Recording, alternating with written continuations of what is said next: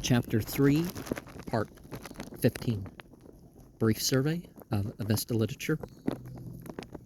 Having described and illustrated by selected specimens the various branches of the sacred literature of the Parsis, we may conclude this essay with a brief summary and survey of the whole.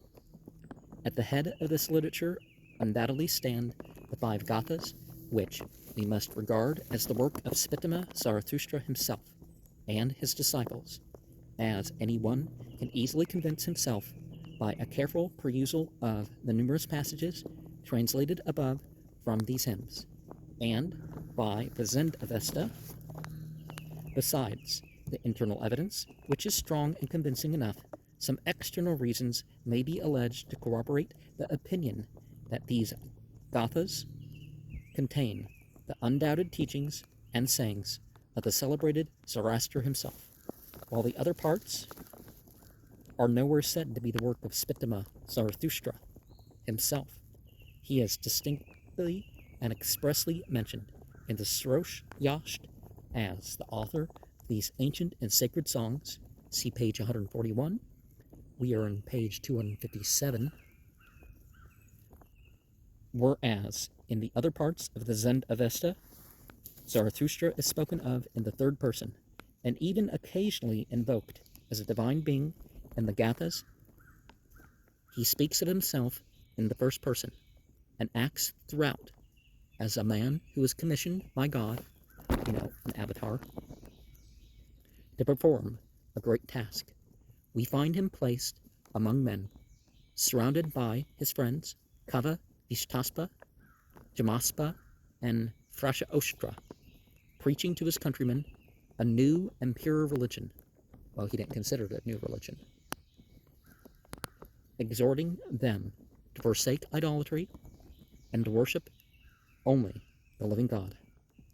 The Gatha literature was, in ancient times, certainly not confined to the scanty fragments which are now extant.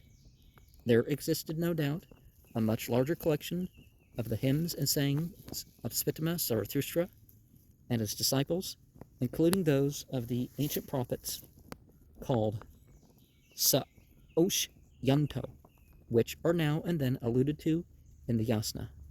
Out of this larger collection, those verses were selected which were believed to be most efficacious for putting down the evil influences of the hostile Devas and the priests, the Brahmins, and for increasing the welfare of the Zoroastrians, and these only have been preserved.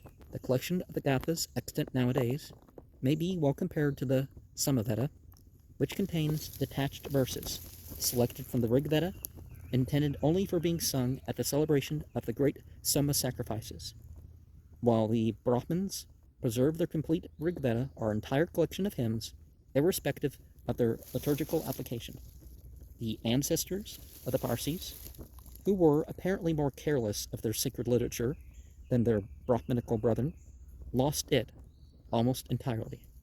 Well, if you think about the sheer volume of stuff in India, or even any particular part of India, they certainly lost the vast majority in a similar way, right? Next, the Gathas. In rank stands the Yasna of 7 chapters. See page 170. We are on page 258 right now.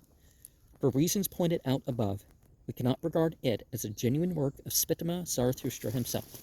It appears to be the work of one of the earliest successors of the prophet, called in ancient times Zarathustra, or Zarathustrotema. See section 2.3 of the 4th essay, who, deviating somewhat from the high and pure monotheistic principle of Spitama, made some concessions to the adherents of the Enta-Zoroastrian religion by addressing prayers to other beings than Ahura Mazda, and thus, obscuring their tradition in that respect forever. The first part of the Yasna, styled above the later Yasna, is certainly of a far later date than even the Yasna of 7 chapters. The high priests seem to have tried to conciliate the men of the old party called Pa'oiryo the Ka-Esho of the Old Creed, who were unwilling to forsake the ancient polytheistic religion and its time-hallowed rites and ceremonies. The old sacrifices were reformed and adapted to the more civilized mode of life of the Iranians. The intoxicating soma beverage was replaced by a more wholesome and invigorating drink, prepared from another planet than the original soma plant. Together with the twigs of the pomegranate tree and without any process of fermentation, water being merely poured over them, but its name in the Iranian form, ha'oma, remained, and some of the ceremonies also. As we shall see in the fourth essay, the solemn sacrificial cakes of the Brahmins, Prodasha, were superseded by the sacred bread called Draono, Darun. New invocations addressed to those divine beings who occupied the places of the ancient devas or gods, branded by Spitma Zarathustra as the originators of all evil and sin, were composed and adapted for the reformed Soma sacrifice, Homa ceremony.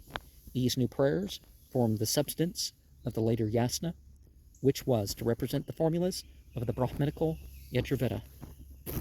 And perhaps you can say they inserted this and represented this as the tradition when perhaps there were prayers for those subjects.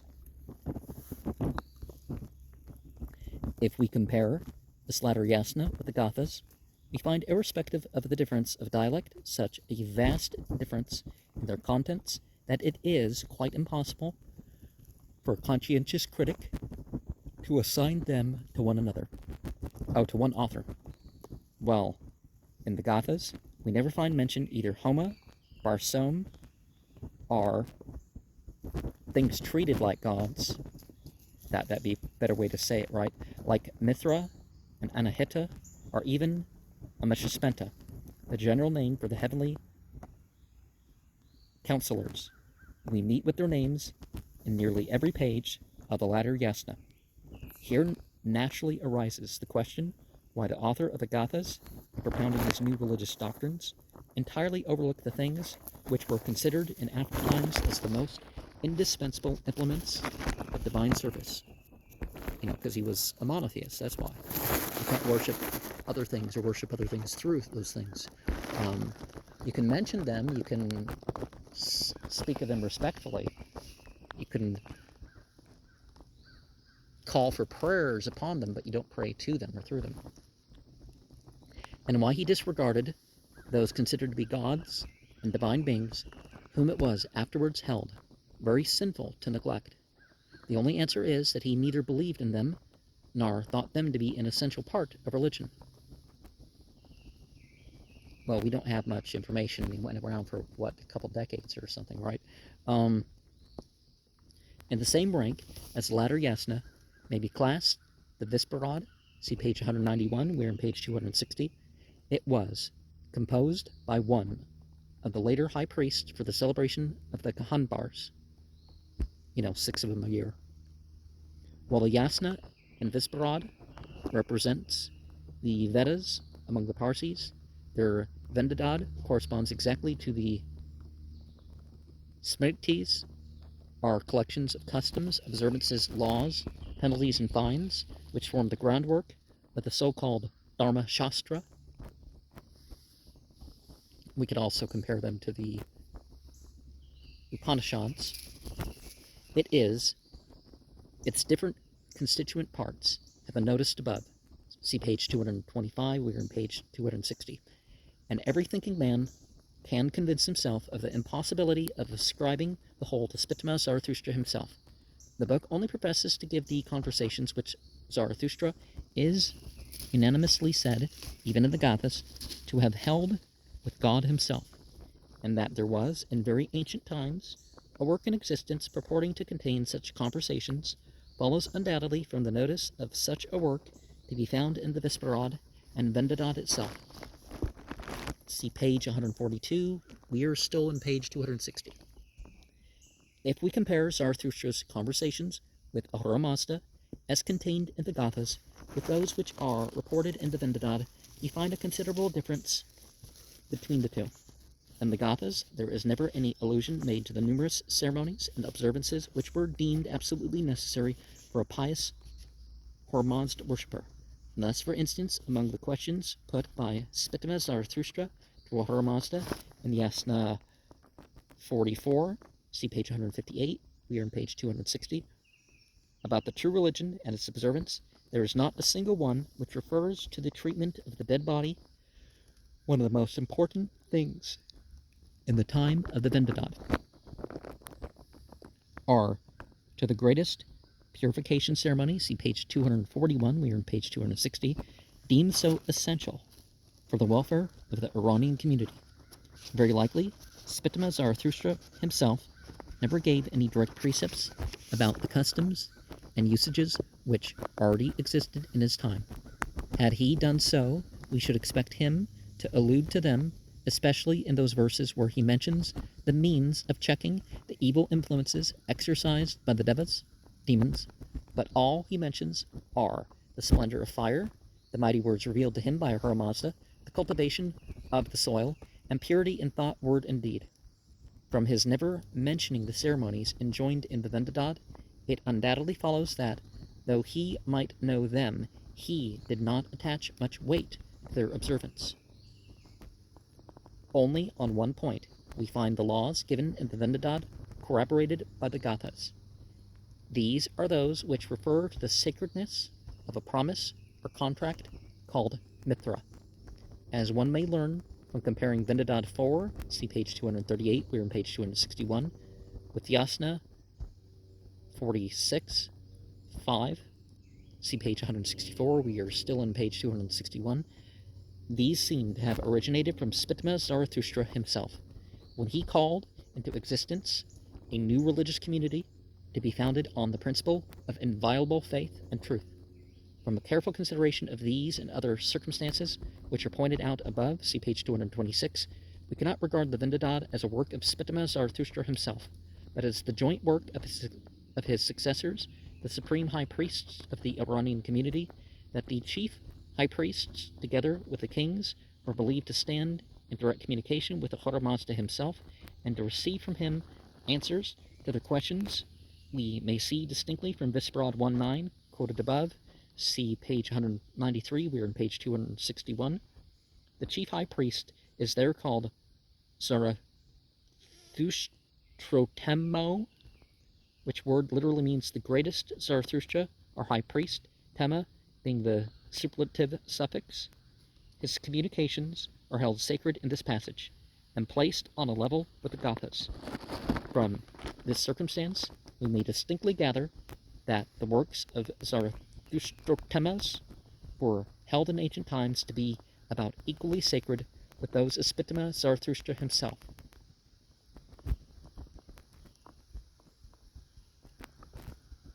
Well, certainly maybe from the Magian period onward, or maybe the Achaemenid period is when all this started.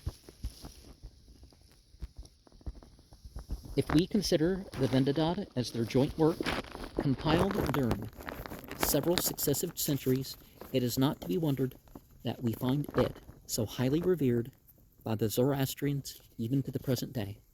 Of the three stages which we can discover in the present Vendidad, the Avesta, no doubt, is very old and perhaps partially traceable to oral sayings descended from the prophet himself. Even the Zend, which makes up by far the larger portion of the present Vendidad, belongs to a very early age and seems to be at least as old as the latter Yasna. The Bazand is comparatively recent and seems to be more of a literary and learned character than of practical consequence. In the Yashts, see page 194, we are on page 262, which correspond partially to the Puranic literature of the Brahmins. I think there's 18 of them in existence, at least 18 that I've seen the names of. One may distinguish, generally, two classes of works, firstly hymns, and secondly conversations with Ahura Mazda. The metrical pieces are hymns, represents the fragments of the ancient epic poetry of the Iranians as living in the mouths of their bards, and are not only to be found in the properly so-called yashts, but are scattered throughout the whole Zendavesta.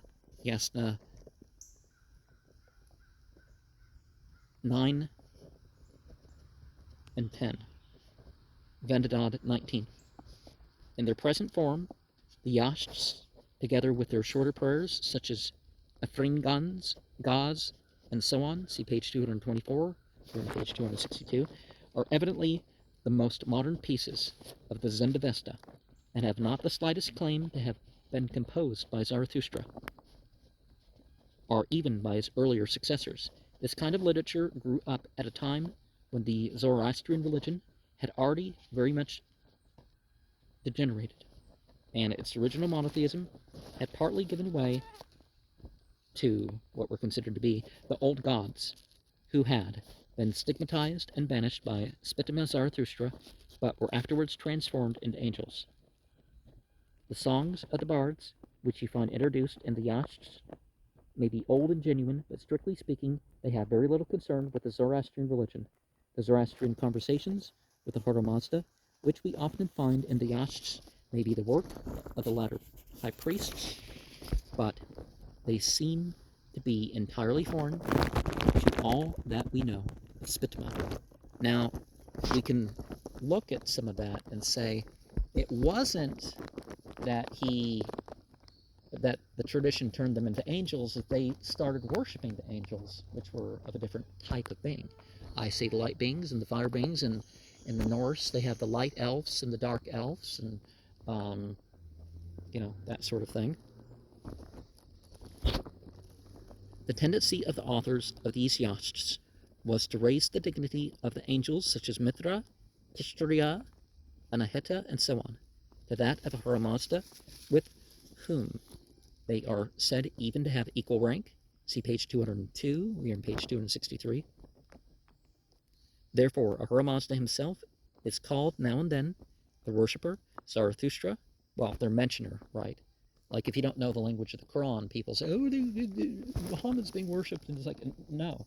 It's saying that God is making the connections. So the prayers belong to God, and those benefit the prophet who influenced those prayers, right? And you're praying, you're offering benedictions, it's, and other things are making contact with. So it's again something that could be misunderstood.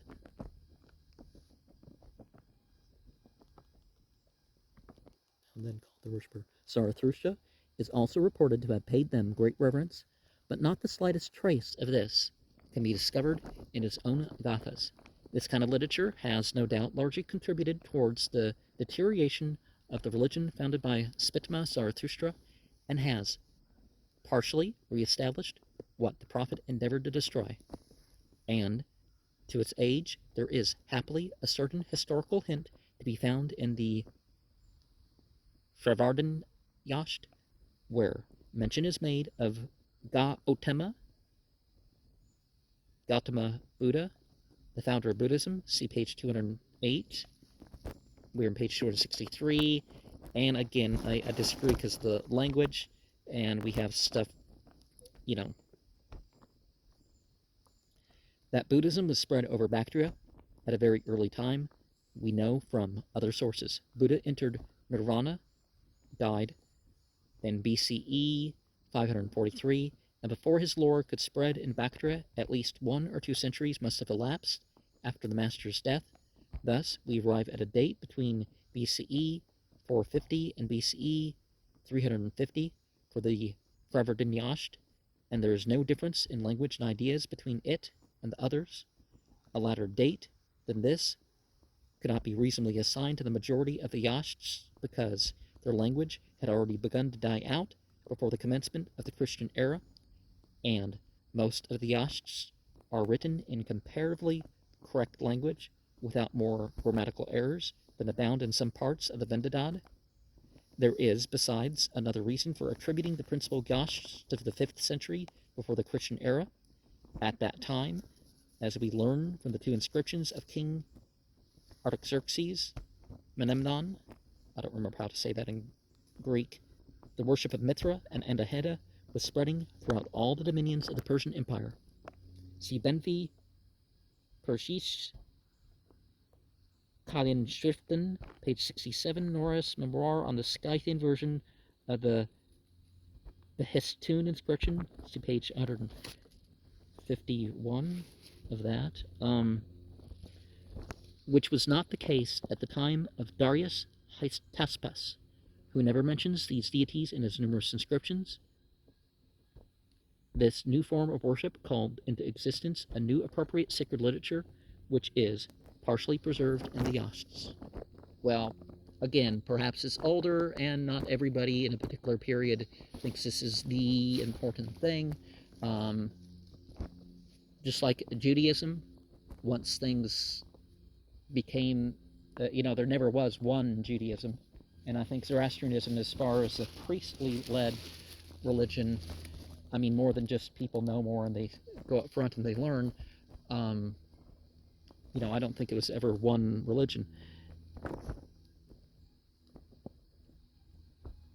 The question as to the age of the other and older parts of the Zend Avesta is closely connected with the determination of the period at which Spitama Zarathustra himself lived. As we shall see in the fourth essay, we cannot place his era at a much later date than BCE 1200, and if we assign this date to the Gathas as the work of Spitama Zarathustra and his disciples, then we must fix the age of the larger portion of the Vendidad at BCE about 1000 to 900, and that of the latter Yasna at BCE 800 to 700. The Bazan portion of the Vendidad is very likely not older than BCE 500, and at the same time, the collection of its different parts may have taken place. If we date the commencement of the sacred literature of the Parsis from BCE 1200 and place its close at BCE 400, we allow a period of about 800 years, which is, in comparison with other sacred literatures, such as those of the Jews and Brahmins, rather too short than too long. And that's actually sort of where we put the Bible, right? Zarathustra probably closer, at least, to the period where we have the a small group of Israelites in Egypt.